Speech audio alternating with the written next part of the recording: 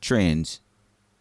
James Watt's invention of the steam engine in 1781 opened the way for people to travel by train. As we have seen, steam engines did not work well in cars.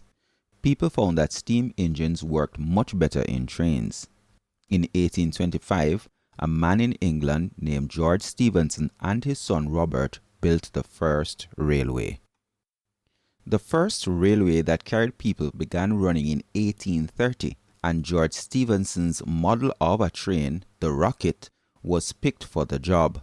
It was the best model at the time, and it had a top speed of 50 kilometers an hour. And here we have a picture of what this first train, the Rocket, looks like. People came from all over England to see the opening of the first railway on which they could travel. Government ministers came as well. However, no one knew that trains could not stop quickly, and a sad thing happened. A government minister was killed after he fell under the wheels of a moving train. These trains were very different from the ones we have today. A man had to keep putting coal into the firebox to heat the water in the boiler. The boiler was the bigger part of the engine. It took a whole lot of time for the water to start boiling, and it took even more time to get enough steam to power the engine. Plenty of coal and water was needed for the boilers. There were many people who did not like trains, and they tried to stop the railways from being built. They did not want them to run near their homes because they were too noisy and smoky. However, this did not stop the railways from becoming very popular. Many other countries started building railways. By the year 1872, there was a railway in the USA that was 4,820 kilometers long. The railway was also popular in Jamaica. In fact, the first railway outside of Europe and North America was opened in Jamaica in 1845. People would get dirty when they traveled in them. They would also get wet if the rain fell, and sometimes it was very cold. There were still places on land where trains could not travel. They could not go right over a high hill or over a mountain. They had to go around and around. Or people had to dig tunnels through mountains for them to go through. Tunnels were very difficult to build. Many people were killed while working on tunnels. At one time, 60 men died when a tunnel fell on them while they were working.